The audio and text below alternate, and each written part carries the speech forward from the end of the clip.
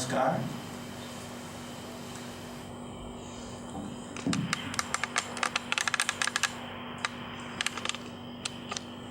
This morning I'd like to share some thoughts on the subject of the spirituality of punctuality.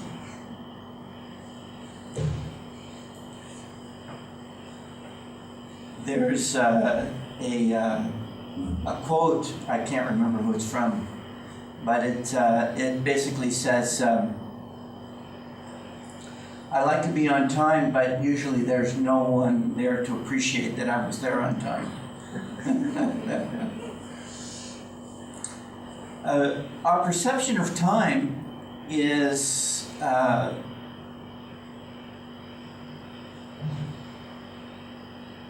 delusion.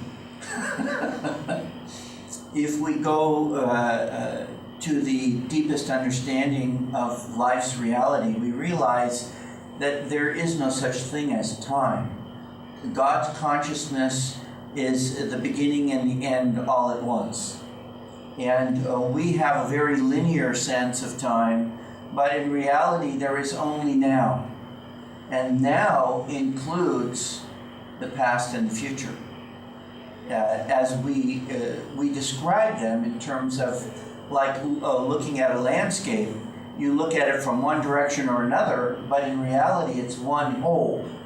And it's only the way that you look at it from a different direction that makes it different. If you could commune with the totality, if you could commune with spirit, then you'd realize that spirit is one, and that in that oneness there is no sense of time.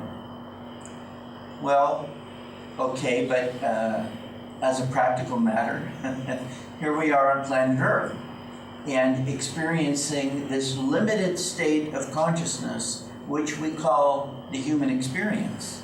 And it's important to understand that the human experience is not the totality of that which can be experienced. Even in this world that we've occupied for some extended period of time, people are still discovering new things. New animals, new chemicals. I believe, I can't remember what it was, but I believe that in the recent past, a new chemical was added to the chart of, what are they called? The periodic table. Thank you. See, it takes a family to get all this stuff. The periodic, a new element was, not chemical element, was added to it. So it's hard for us in relationship to current modern, what we call modern scientific understanding, to realize that things were discovered before modern scientific understanding. In fact, many thousands of years before modern scientific understanding, the great yogis and rishis of the past experienced that divine consciousness. They discovered that you can actually experience infinite nowness, and that there were certain things you needed to do in order to have that experience. And one of the essential components in the ability to experience divine consciousness is to be conscious, to be aware in an ever-increasing amount of awareness. But they realized that our awareness of life is both outward and inward. On the outside, we experience nature's laws, but on the inside, we experience what we call spiritual laws. And sometimes they seem to be opposed. In the Bible, it says, unto everything there is a season. Okay, that makes sense. We have the seasons. And we also know that people are born, people are die. There's times of peace, there's times of war. There's times of togetherness, there's times of separateness. There's times of health, times of illness.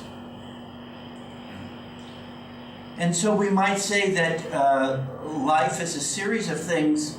We sort of say that, well, when the seasons go around, they don't actually start and stop exactly at the same time every year. There's a little bit of difference. So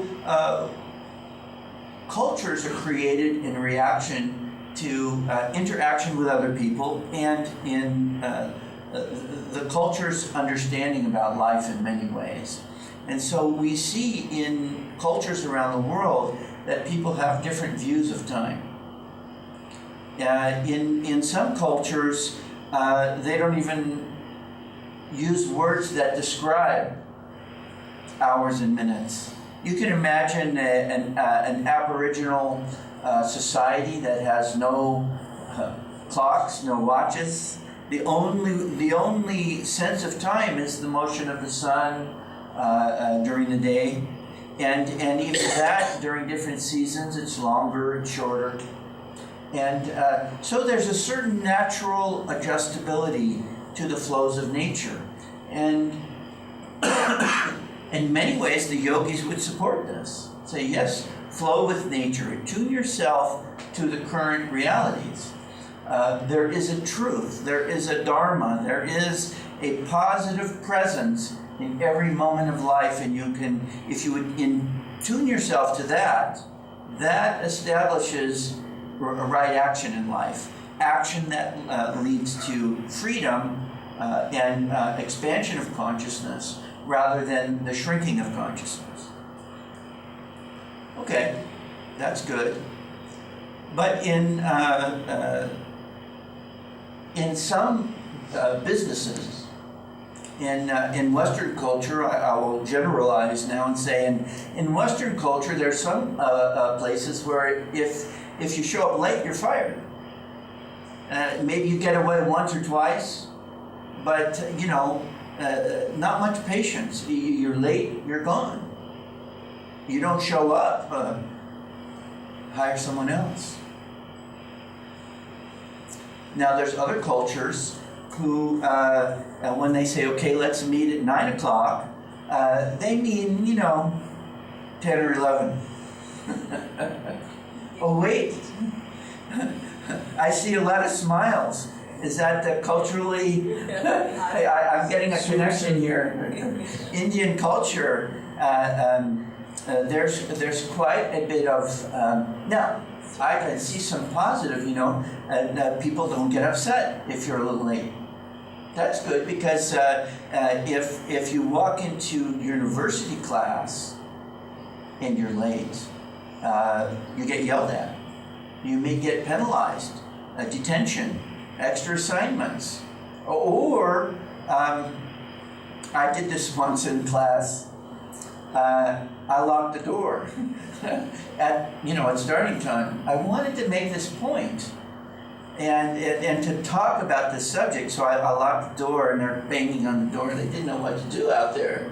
So, after a little while, I let them in, and we had a discussion about this subject. And I asked the question, well, now, why were you late? And each and every person had a reason why they were late. I mean, they know what time the class starts. And it is socially acceptable to be late to many things in Indian culture, but not at school. So now we know that, punctuality, truth is about living according to the truth, the reality of that moment in the best way. So in some situations, even in American culture, being a few minutes late to the beginning of a party is generally considered polite. You don't want to come too soon, they might not be ready. But to a business meeting or to school class, you're supposed to be on time. So this means that we have to pay attention.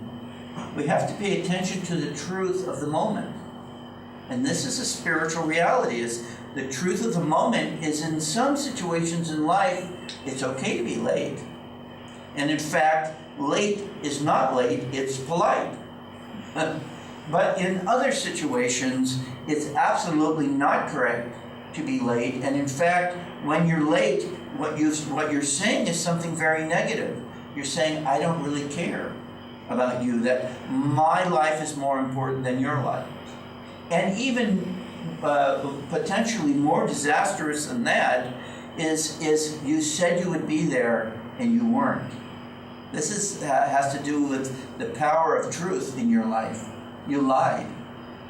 You weakened your consciousness through the diminishing of the truth of your commitment to truth. When you live committed to truth and non-lying, what is the power that comes? The universe will make true whatever you say. Wow. When you don't tell the truth, you give that up. So these fellows who came to class, they had, well, the traffic was heavy. Excuse me? When isn't the traffic heavy? It's more likely that much more likely that it will be heavy than that it won't be heavy. So you take that into account. You mean you're telling me you didn't think it would be heavy this morning? No. Oh, I woke up late. Well, why did you wake up late? Oh, because I stayed up late. Well, why did you stay up late? Well, it always goes back to a decision that we made. So the idea that when the student comes into the class says, the traffic made me late, this is not truth. This is a justification, a rationalization. It's an excuse that they use in order to take the pressure off the fact that when you look back at those series of events, 9 times out of 10, they made the choice to be late. Now, there are times when you're late and it's not something that you have control of. For example, when you travel and you get on an airplane, now you've given yourself up to somebody else's choices. Okay? Infants, they generally don't get to choose when they're born. And so sometimes they're early, sometimes they're late. That's not considered, impolite, maybe inconvenient, but not impolite and not wrong. When a child is born, there's a certain confluence of energies. The stars are moving in some kind of synchronicity.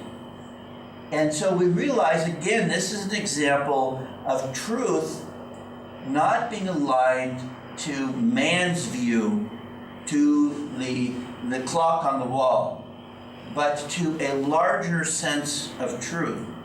So as yogis, we have to walk between these two realities, the practical realities of life as we experience it, and the underlying spiritual realities that are part of our process of expanding our consciousness and connecting to infinite spirit. One of the components that is universally necessary for self-realization, you have to choose it. You have to say in your awareness, I choose this and I seek this. We talk about seeking God, realizing God. This doesn't come by accident. Yes, it might appear that some people have spiritual experiences that they don't really know why that happened. But if you could see the series of events through previous incarnations, you'd see why that experience came to them. We can't always see, like these students, they all had a different story, but I love it because it doesn't matter what their story is. It all comes down to 9 times out of 10, the choice that you make. Sometimes life takes you on a ride, you can't control it. You have a car accident on the way to work. You're not expected to be able to anticipate that. If you had that ability, you wouldn't have gotten in the accident, probably. Unless unless you were even high enough to see, oh, I deserve this. I made this mistake in the past, or I'm going to release this karma. And in the case of a master can take on the karma of others. And so then they may say, okay, I will receive this payment, this karma, on the behalf of someone else. That is a higher truth, not a level that most of us can live on a daily basis. So it's easy for people to rationalize and say, well, God made me late. Yeah, God's nature, God's synchronization made me late. Well, look at the cultures who are consistently late as compared to cultures that are consistently on time. You find that the cultures that we're generalizing now, any individual is potentially freed from cultural control. But you find that the cultures that value punctuality are more productive, generally speaking. I mean, that says something, that means something. Now, productivity is which leads to economic well-being, doesn't have to be the driving purpose of one's life. The Aboriginals who walk through the forest and hunt and gather foods, they live in harmony with nature. There's a lot to be said for that. But at the same time, they don't have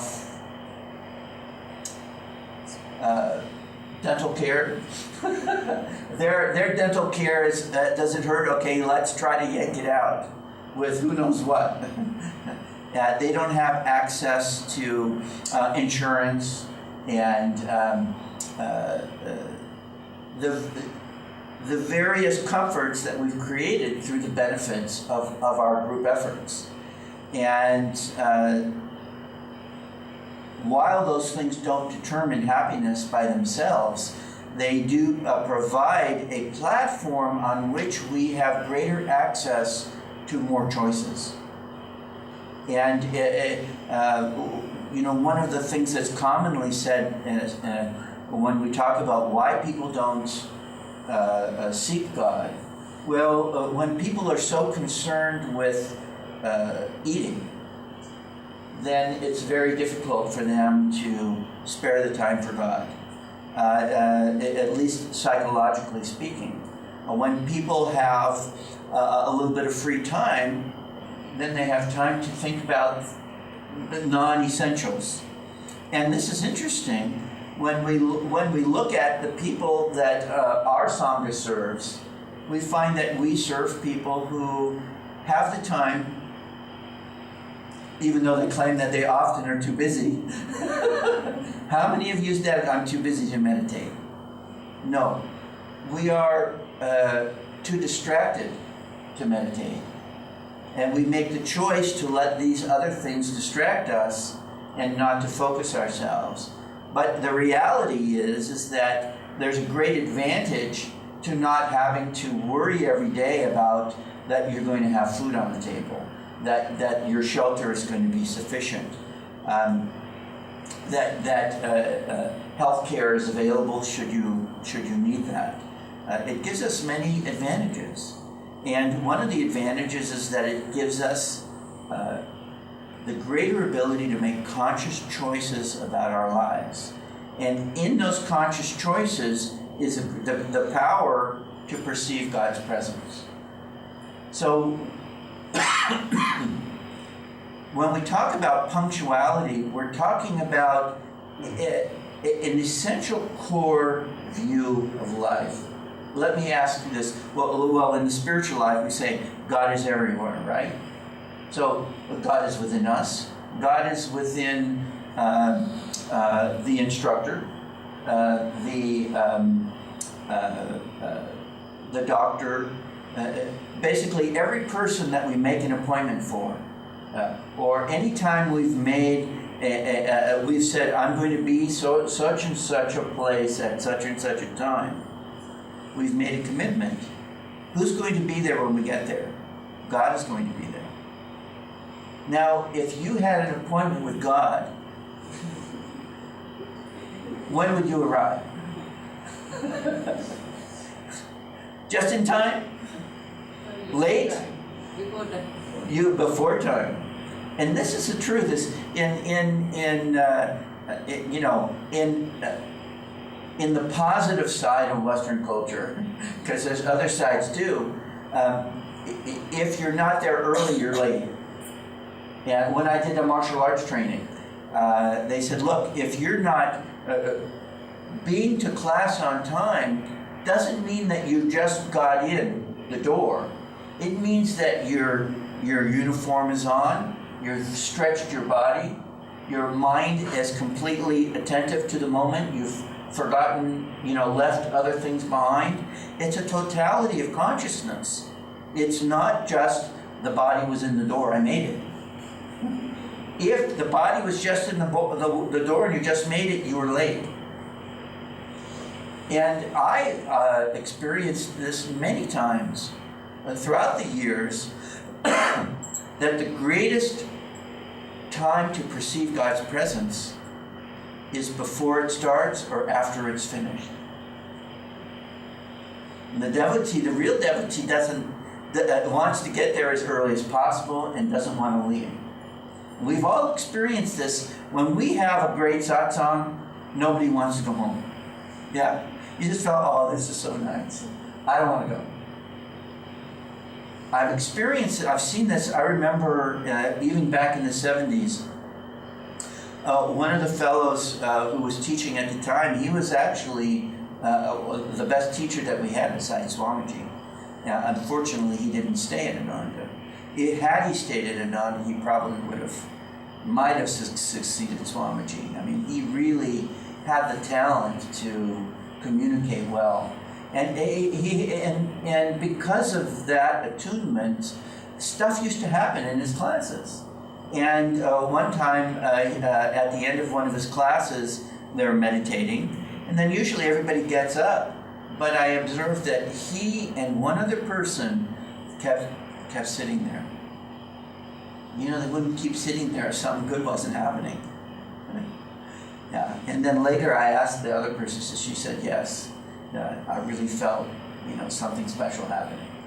And you could just feel it. I mean, I could feel it. I wasn't completely in it because my eyes were open and I observed this situation, but I felt the power of what they were feeling from this point of observation.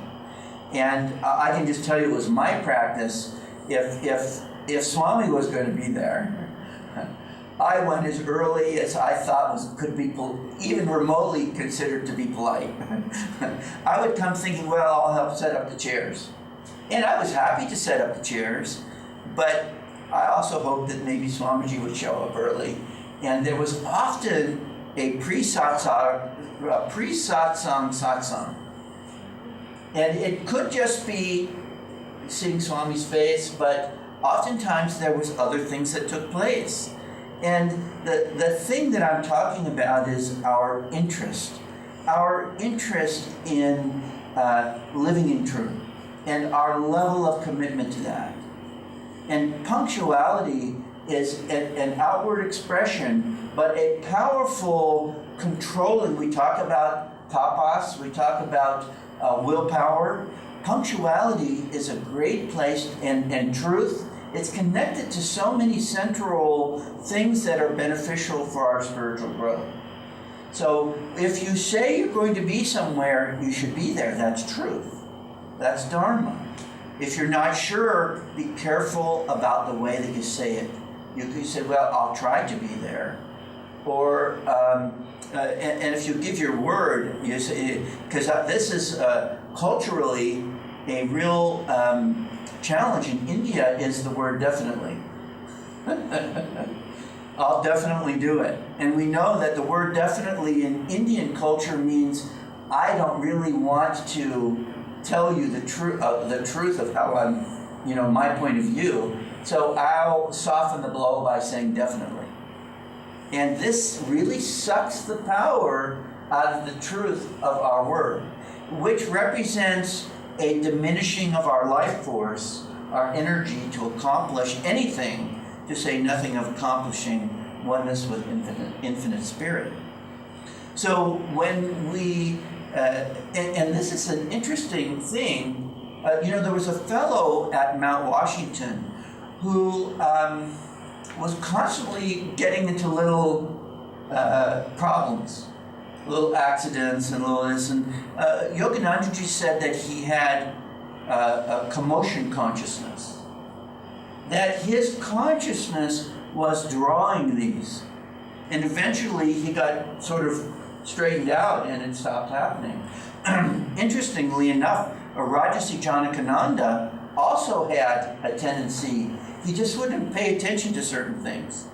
And so Master didn't want him to go swimming out in the ocean by himself, because he might drown or just float away or who knows what. And so, okay, we're talking about a soul that was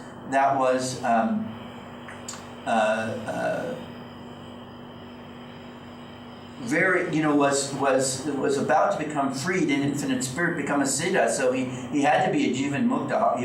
He was communing with God. But he was a very successful businessman. When he said he was going to be there, he was there.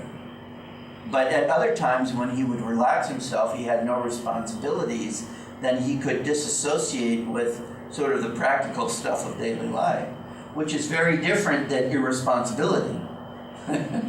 It's irresponsible to say you're going to be there and not be there, unless it's that small percentage of times which you genuinely couldn't control the situation. Most of the time, but the thing is when you create the power of what you say you do, then the universe begins to support you. I know a fellow who was at Ananda for many years, and he was always late. But what happened is you could see that the universe supported him being late. It was his consciousness. He accepted it. He never fought it. He never tried to change it. And so he was always late. I mean, that's just, if you make a meeting with him, you can assume that he will be late.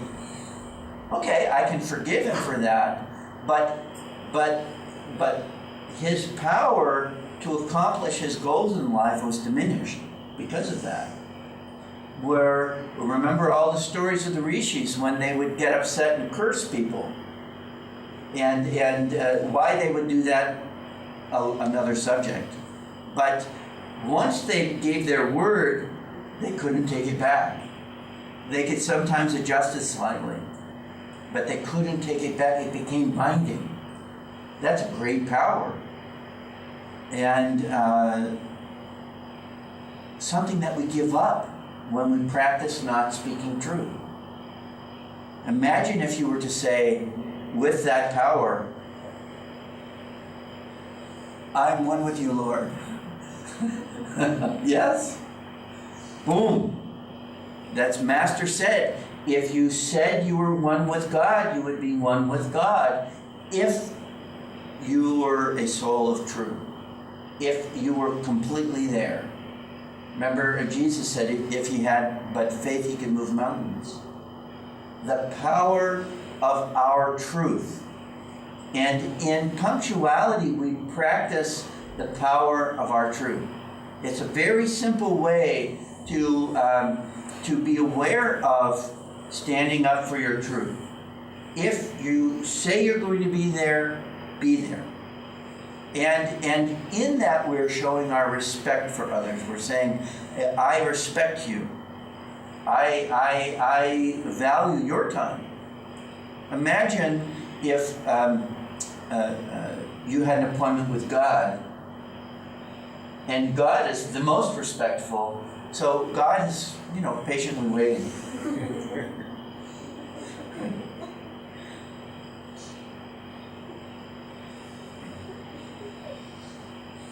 God is patiently waiting for. God has been patiently waiting for us for a long time. The whole idea that the thing is that God never gets upset with us if we're late. So yes, it's true that then if we're waiting, then we're being challenged. How are we going to respond? Will we be forgiving?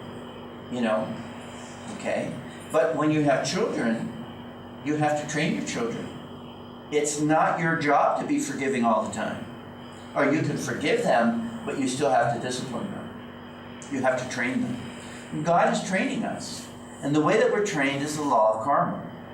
So if we put out positive truth, then that's what starts coming back to us. And sometimes, of course, we're still getting some of the old untruth. That's still on its way. But eventually, you shift the reality, and the truth of the soul is that commitment, that attentiveness, that taking on the responsibility of truth in your life. You say, well, God has, my karma's on its way. God has put me in this world. I have, I'm responsible for relating to it. But let me choose to relate to it in a way that leads to freedom instead of continued limitation. And this is the key in the spiritual life, is to make conscious choices. Even if you're choosing something that is not in your very best interest, still acknowledge that you're making this choice.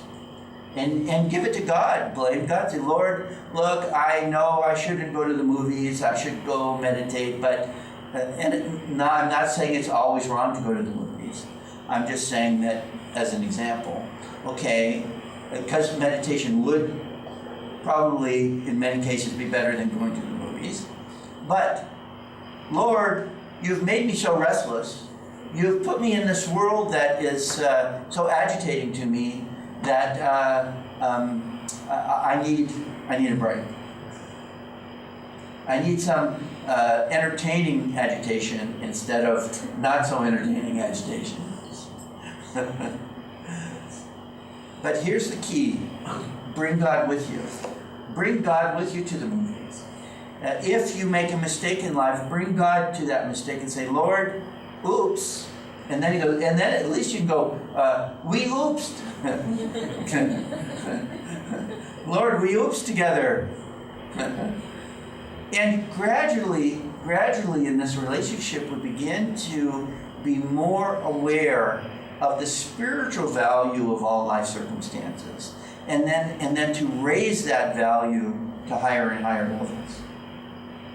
So there is a lot of cultural training that's taken place, but it's the same all around the world. It doesn't matter what your culture is. As a devotee who wants to be freed from culture controlling us, then you can accept certain aspects of your culture or not. Doesn't matter, but you have the freedom to choose, rather than being stuck in the well, I do this because everybody else does it, because everybody else is in delusion. I mean, by and large, various levels of delusion. So if we go too far in that direction, we're saying, I accept being in delusion. Your values, I accept these values. And so people who don't pay attention to these things, how our consciousness and our actions are the responsible forces in which direction our life goes. Limitation, freedom, suffering, joy, aloneness, oneness. We make these choices as Master said, the minutes are more important than the years. And all these little now moments, this is when life is happening. This is when our karma is being released or created. This is when we're choosing to go towards God or away from God. these little moments that don't seem so big. At minimum, bring God in it. At maximum, do what would God do? Kriyanandaji used to, when he had a big question, well, what would Master say? What would, and you can have fun. You want to know what to make for dinner? I wonder what Babaji's having. It's fun. I can't imagine what. We have a little bit of information about what Babaji might be having for dinner. But, and maybe you want a little bit more than that. So, but make something that Babaji would like. And then at least have it as part of the meal. So little ways that we can connect to a larger reality. We begin to break free from the habits of living that we grew up with. The momentum of living in ways that are not spiritually beneficial. It's not spiritually beneficial to live life without punctuality. We should be punctual. We should be people of our word, and we should be able to make commitments and fulfill them.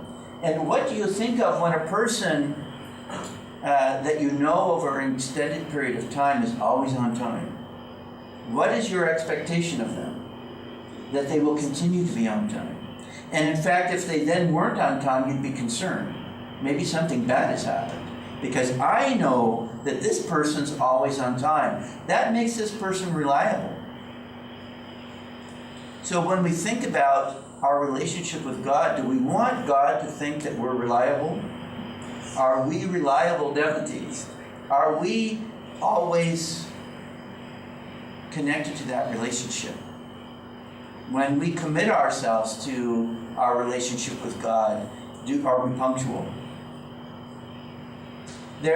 But remember that punctuality is not just about the clock. It's about respect, responsibility, the truth of that relationship. And when we act in that way, then the universe begins to support the truth of our lives. And this is a very powerful force in our freedom, in our process, our path to self-realization. There's many things in life that would benefit us, but that some are difficult to do for most people, some are easier to do. Punctuality is relatively easy once you get it firmly in your mind. And I encourage you to experiment with this. I love to tell this story. If you go to the movies, and then so now after the movie, what do? Everybody jumps up and rushes out. Now you've been sitting there for 2 or 3 hours. You weren't in a hurry. Suddenly you're in a hurry. Why? Are you actually in a hurry?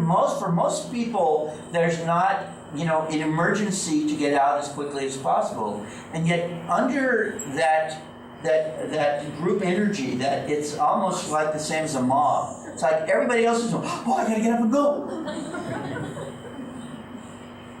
We live in many ways like that. We get up and go according to things that should not control us.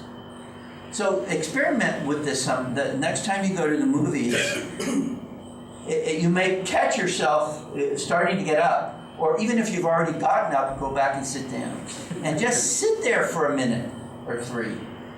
There's some interesting. Some movies, the directors will put in things that after the credits, and so if everybody's gone, you miss. You missed this really good thing that they put in there to make you sit through it. But when we are controlled by other things, by life on the outside, there's a lot that we miss.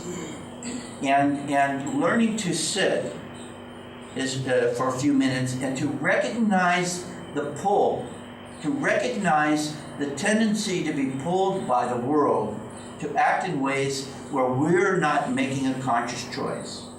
And the practice of punctuality is a relatively easy way to develop this consciousness of making choices and in a very practical, outward way. So I encourage you to experiment with this in your life. Those times when you might be tempted to, I'm supposed to be at a certain time, but I'm going to make an extra stop.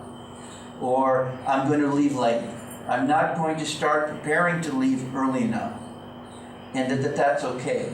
To recognize this series of choices that lead to us not being punctual, and then as we consciously change that, work with it, be aware of it, we can transfer that perception virtually to everything that we do in life. We begin to live more consciously and say, okay, I am going to make peas for dinner. I've decided. Rather than, peas, okay. Choose, make conscious choices. And then, if you're cooking a meal for a group of people, you have to think in advance, because you have to make sure that the ingredients are going to be there. So in that way, they say, in America we joke about this. Mom's at home, she's not working. She's, what do you mean? She's planning. And then she's got to get all these ingredients and coordinate all of these things to make everything so that when dinner happens, it's all coordinated. We want to coordinate the whole of our lives. We want that same consciousness, is the recognition that we can consciously affect our lives through our actions, and then the basis of those actions should be, how do they affect our spiritual growth? Every decision in life should be run through that filter. How is this affecting my relationship with God? And when we use that filter, then everything becomes a way to come closer to God. So I encourage you to experiment with punctuality, and then see how these experiments can be extrapolated and brought into all aspects of life.